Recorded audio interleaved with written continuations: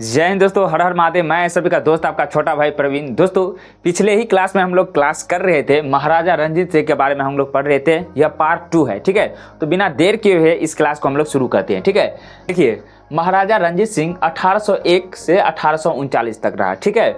Double star लगा है, important. 1809 में British governor general Lord Minto प्रथम, ठीक है, ने अपने दूत चार्ल्स मेटकाफ के द्वारा महाराजा रणजीत सिंह के साथ अमृतसर की संधि करता है, ठीक है, जिसमें सतलज नदी, ठीक है, सतलज नदी दोनों के साम्राज्य की सीमा निर्धारित करती है, ठीक है।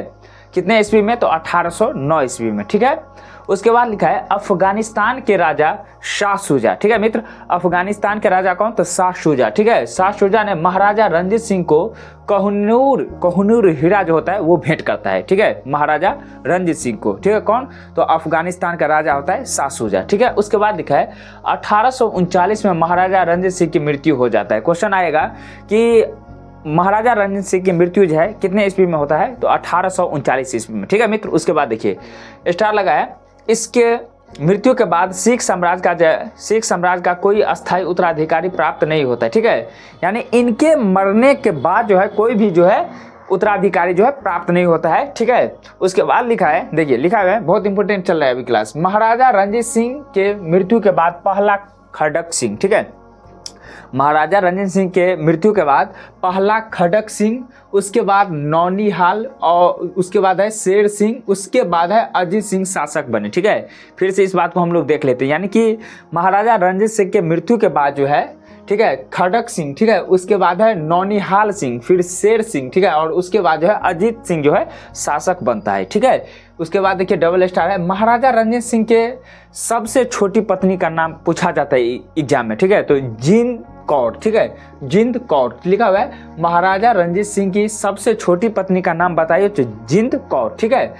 संरक्षा बनती है यही जिंद कौर, ठीक है। महाराजा रणजीत सिंह की सबसे छोटी पत्नी जिंद कौर संरक्षा बनती है, ठीक है।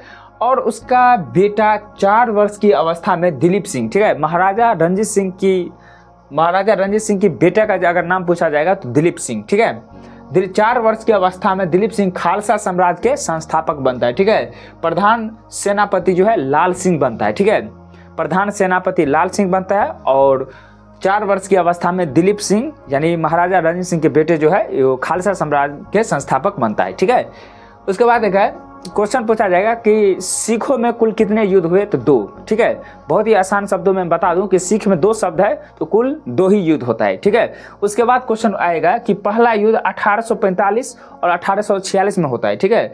और ब्रिटिश गवर्नर का नाम या ब्रिटिश जनरल का नाम अगर पूछा जाएगा लॉर्ड हार्डिंग लगता है, ठीक है। सीखने में कोई भी चीज़ हार्ड लगता है तो लॉर्ड हार्डिंग, ठीक है, ये भी आसानी से हम लोग याद कर सकते हैं। और दूसरा युद्ध था ये 1848 में 1849, ठीक है। और जब हम जाते हैं तो लॉर्ड डलहौजी, ठीक है। इसे इस तरीके से भी हम लोग याद रख सकते हैं, ठीक है। तो सिख में कुल 2 युद्ध होता है, ठीक है। उसके बाद देखिए यहाँ एक क्वेश्चन बन सकता है कि भेरावल की संधि कब होता है? तो 1846 में होता है, ठीक है।